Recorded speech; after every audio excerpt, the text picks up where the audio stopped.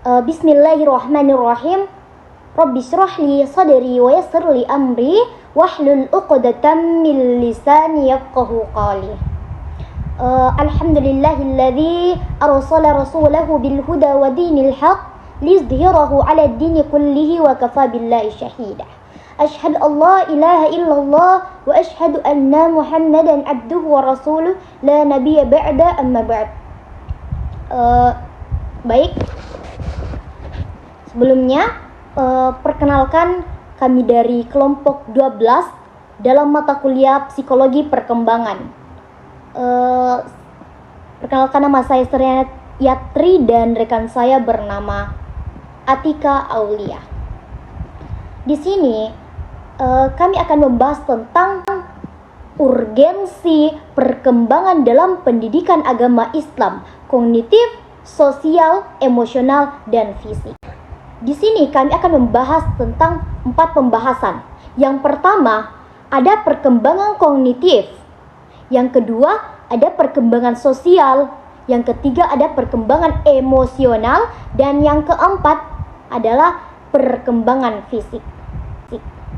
Baik, langsung saja saya akan menjelaskan tentang poin pertama, yaitu perkembangan kognitif. Sebelumnya, jadi apa sih itu perkembangan kognitif? Ada namanya kognisi. Kognisi artinya kemampuan untuk berpikir. Jadi perkembangan kognitif adalah perkembangan otak anak dalam hal berpikir, belajar, dan mengingat. Contohnya, anak makin pintar untuk meniru orang dewasa, mulai pakai bahasa dan imajinasinya, dan mulai membuat kayak bikin dunia sendiri di dalam pikirannya. Kemudian di perkembangan kognitif ini saya akan membahas 2 teori. Yang pertama itu ada teori Piaget, tahap pra-operasional untuk Piaget usia 2-7 tahun.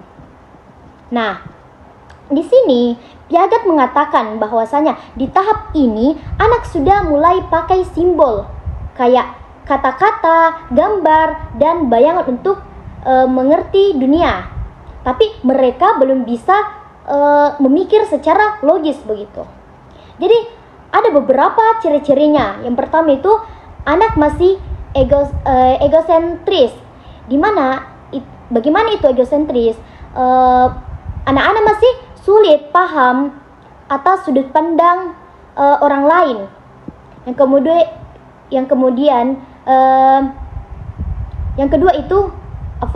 kedua itu ada percaya akan hal-hal yang magis. Contohnya kayak boneka yang bisa berbicara. Yang ketiga, mulai bisa menggambar dan menulis pakai imajinasinya. Kemudian mereka suka bermain, lari-lari, interaksi sana-sini sama teman sebayanya. Kemudian di teori ini terdapat 2 subtahap. Yang pertama itu fungsi simbolik. Yang mana itu fungsi simbolik? Anak mulai pakai simbol, gambar, dan bahasanya. Yang kedua itu pemikiran intuitif. Bagaimana itu pemikiran intuitif? Anak sering bertanya terus, kenapa begini, kenapa begitu, tapi anak-anak belum bisa memikirkan secara logis. Kemudian teori yang kedua adalah teori Vygotsky, di mana teori ini sangat berbeda dengan teori Piaget. Kalau Piaget mengatakan anak berkembang dari dalam dirinya sendiri. Kalau Vygotsky itu mengatakan anak-anak belajar dari lingkungan sosial, terutama lewat interaksi bersama orang tuanya, kemudian teman-temannya, dan masih banyak lain lagi. Di teori Vygotsky ini juga dia percaya bahwa budaya dan alat bantu akan gaya bahasanya, gambar, simbol untuk bentuk cara berpikir anak. Jadi sebelumnya saya akan menyimpulkan tentang apa sih Piaget dan Vygotsky ini. Kalau Piaget itu fokus ke tahapan dalam diri anak, dari dalam keluar. Kalau Vygotsky itu fokus ke bantuan dari luar seperti lingkungan, budaya, dan orang sekitar. Mungkin itu poin dari perkembangan kognitif yang dapat saya sampaikan. Kemudian kita beralih ke perkembangan sosial. Jadi perkembangan sosial itu proses bagaimana seseorang belajar bergaul, menyesuaikan diri dengan orang lain, mengikuti aturan, norma, dan bisa bekerja sama dalam kelompok. Nah, anak-anak belajar bagaimana cara berbaur dengan temannya, sopan santun, dan saling membantu. Itulah arti dari perkembangan sosial. Nah, selanjutnya, jadi apa peran pendidikan agama Islam dalam perkembangan sosial? Jadi banyak perkembangan pendidikan dalam banyak peran pendidikan dalam perkembangan sosial. Di antara lain itu yang pertama ada membentuk karakter siswa. Pendidikan agama Islam membantu anak jadi pribadi yang lebih baik. Misalnya akidahnya diperkuat. Supaya apa? Supaya tidak gampang terpengaruh dengan hal-hal yang negatif.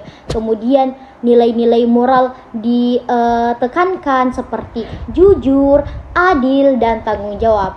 Kemudian lewat ekstrakurikuler juga bisa seperti pramuka, pengajian, dan bisa dilatih dengan kerjasamanya. Kemudian di bagian kedua itu perannya itu menumbuhkan kepedulian sosial. Jadi Islam diajarkan kita peduli sama orang lain seperti keluarga. Jadi anak diajar sayang kepada orang tuanya, kemudian kepada tetangganya, kita membantu kalau ada yang susah, dan kita tidak boleh untuk sombong terhadap orang lain, dan kita menjenguk tetangga ketika sakit. Kemudian pemimpin kayak kiai, guru harus jadi panutan yang baik atau contoh yang baik. Kemudian pendidikan seperti empati kalau ada yang susah, kasihani teman.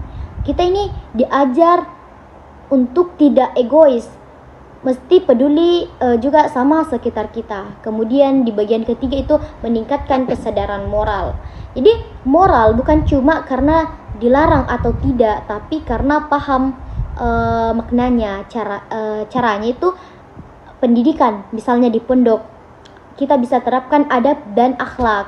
Kemudian model pembelajaran Islami, bikin siswa sadar akan mana hal yang baik dan mana hal yang buruk. Kemudian regulasi Islam, atur cara bersikapnya. Kemudian sosialisasi, contohnya sosialisasi bahaya bullying di pondok. Jadi bukan karena dibilang dosa saja, tapi kita sadar kalau itu sebenarnya hal yang salah. Kemudian yang keempat itu perannya itu mengatasi masalah sosial. Jadi Islam juga punya solusi untuk masalah sosial kayak kemiskinan, kenakalan, dan lain-lain. Contohnya, pendidikan agama membantu orang paham akan hak dan kewajiban mereka. Kemudian rekayasa sosial Islami berpihak pada yang lemah, bantu orang yang membutuhkan, saling menolong. Kemudian pembelajaran integratif. Bagaimana ini pembelajaran integratif? Kita mengajarkan sejarah plus dengan nilai agamanya. Kalau kita paham tentang agama, insya Allah bisa membantu kita selesaikan masalah masyarakat juga, insya Allah. Kemudian bagian kelima itu membangun kepribadian yang baik. Tujuannya apa? Tujuannya bukan cuma pintar, tapi juga punya hati yang baik.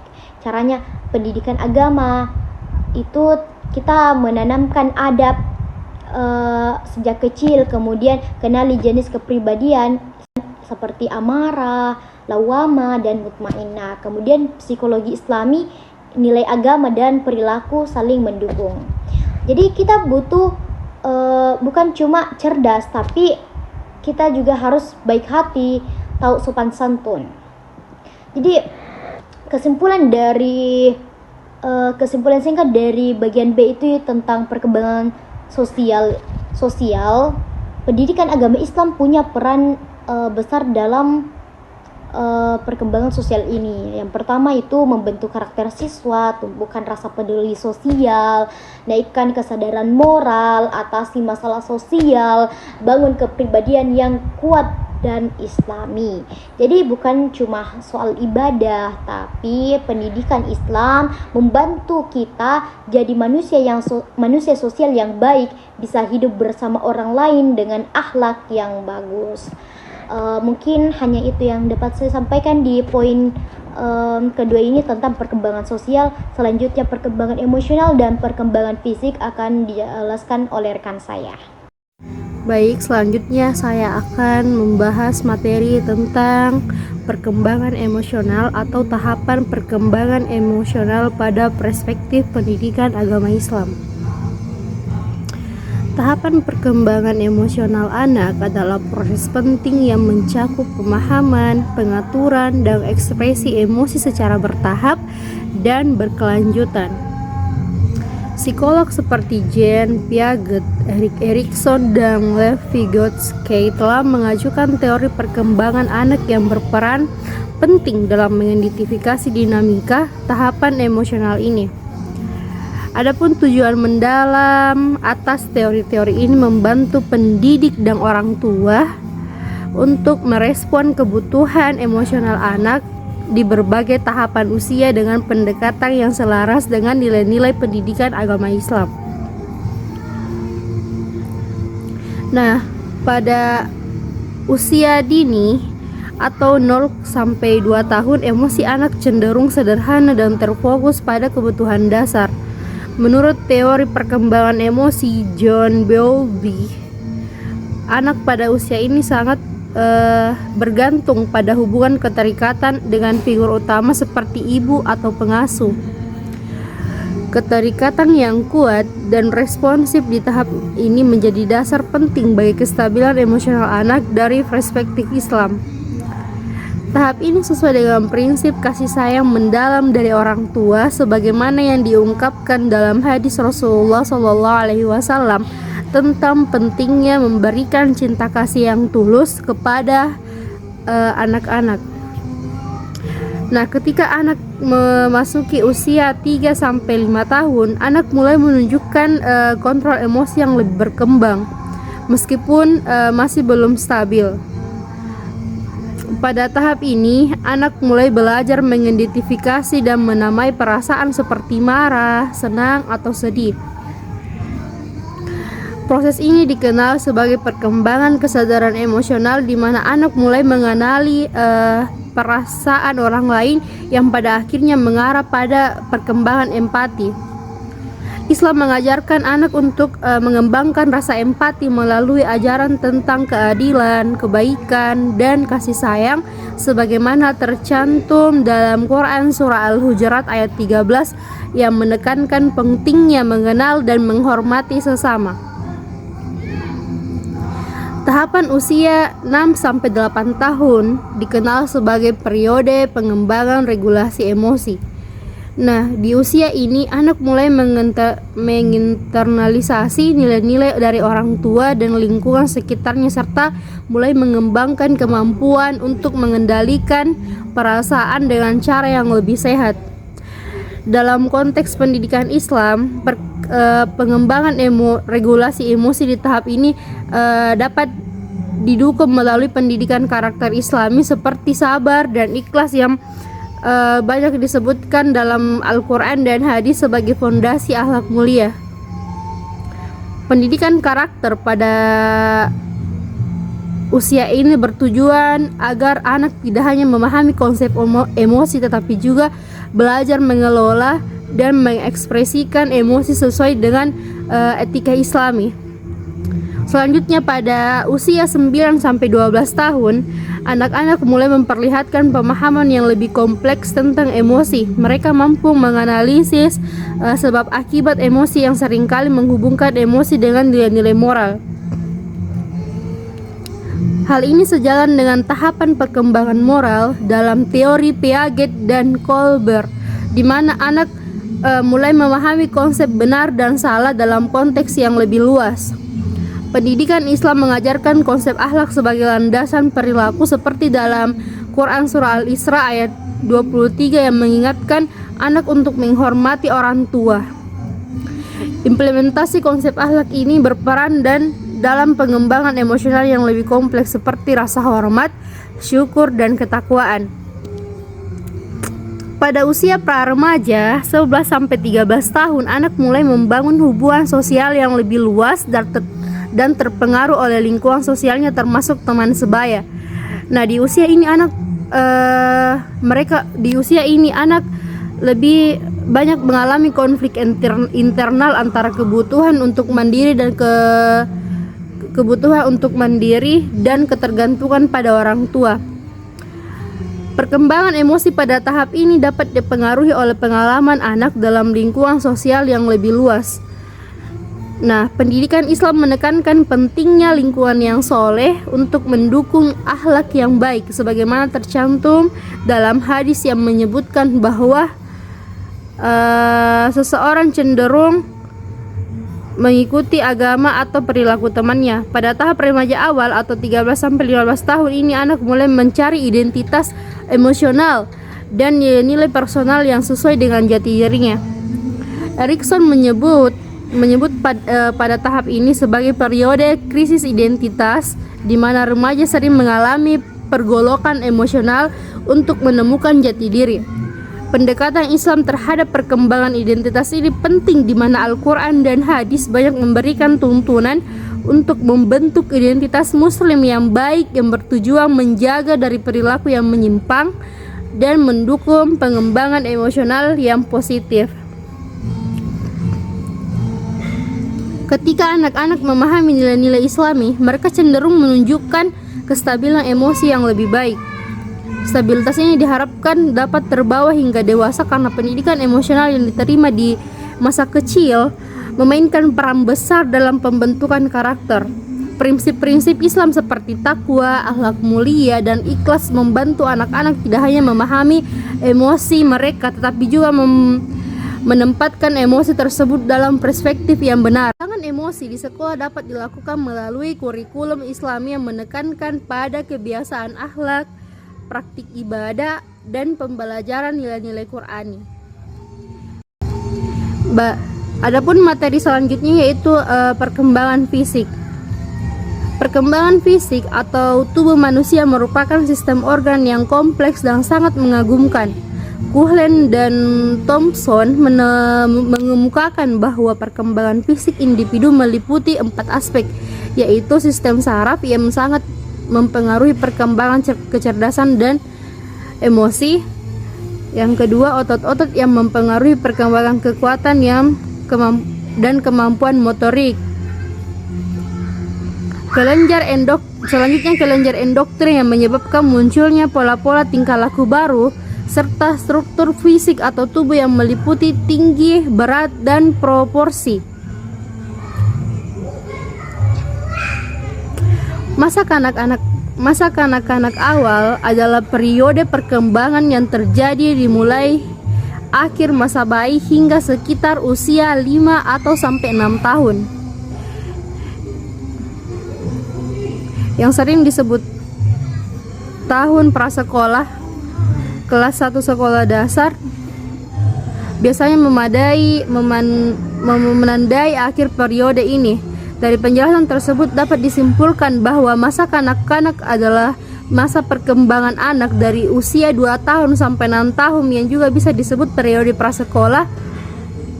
Perkembangan fisik merupakan dasar bagi kemajuan perkembangan berikutnya dengan meningkatnya pertumbuhan tubuh, baik berat badan maupun tinggi badan, serta kekuatannya.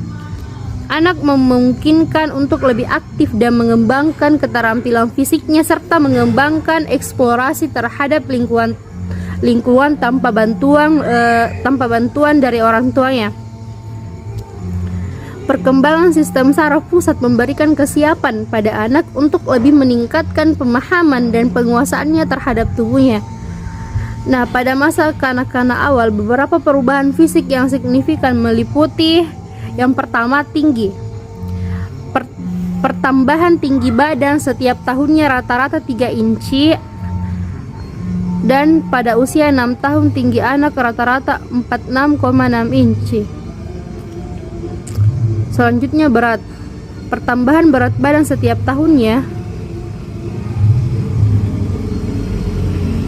Selanjutnya berat. Pertambahan berat badan setiap tahunnya rata-rata 3-5 pon. Pada usia 6 tahun, berat anak kurang lebih 7 kali seberat pada waktu lahir dengan anak perempuan rata-rata 48,5 pon dan anak laki-laki 49 pon. Selanjutnya perbandingan tubuh. Penampilan bayi tidak tampak lagi.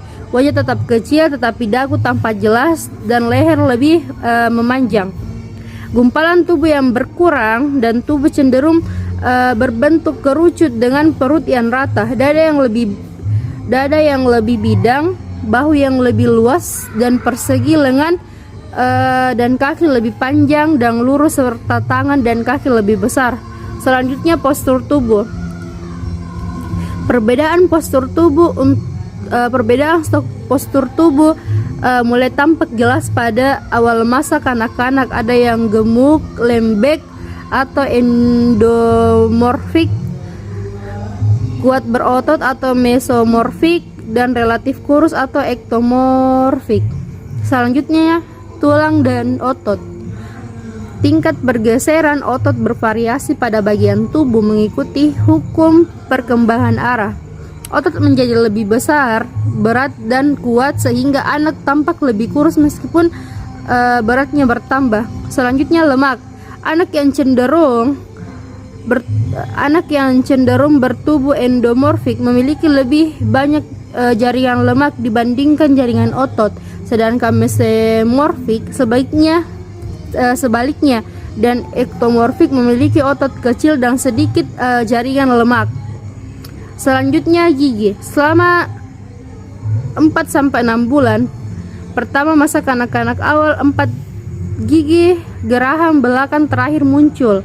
Selama setengah tahun terakhir, gigi bayi mulai tanggal digantikan oleh gigi tetap. Gigi seri tengah adalah gigi bayi pertama yang lepas ketika masa kanak-kanak berakhir. Umumnya bayi memiliki 1 atau 2 gigi tetap di depan dan beberapa celah di mana gigi tetap akan muncul. Proporsi tubuh anak-anak berubah secara dramatis pada usia 3 tahun. Rata-rata tingginya sekitar 8-90 cm dan beratnya sekitar 10-13 kg. Nah, pada usia 5 tahun tingginya mencapai 100-110 cm. Tulang kaki tumbuh dengan cepat, namun pertumbuhan tengkoraknya tidak secepat usia sebelumnya. Tulang dan gigi anak semakin besar serta lengkapnya gigi anak sehingga anak sudah mulai menyukai makanan padat seperti daging, sayuran, buah-buahan, dan kacang-kacangan. Anggota badan tumbuh dengan kecepatan yang berbeda-beda dan tiap anak mempunyai tempo perkembangannya sendiri. Proporsi badan dan jaringan urat daging dapat dikatakan tetap sampai kurang lebih tahun kelima. Setelah itu mulailah apa yang disebut Gestaltwandel pertama, di mana anak yang dulunya mempunyai kepala yang relatif besar dan anggota badan yang pendek mulai mempunyai proporsi badan yang seimbang sehingga badan lainnya menjadi lebih panjang, perut mengecil, dan anggota badan lainnya mendapatkan proporsi yang normal.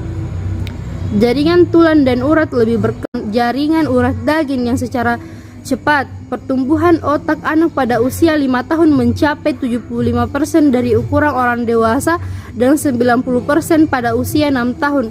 Pada usia ini juga terjadi melanisation atau lapisan urat saraf dalam otak yang terdiri dari bahan penyekat berwarna putih, yaitu myelin secara sempurna. Lapisan urat saraf ini membantu transmisi impuls saraf secara cepat yang memungkinkan pengontrolan terhadap kegiatan motorik lebih saksama dan efisien. Di samping itu, pada usia ini terjadi banyak perubahan psikologis lainnya seperti pernapasan yang menjadi lebih lambat dan mendalam serta denyut jantung yang lebih lambat dan menetap.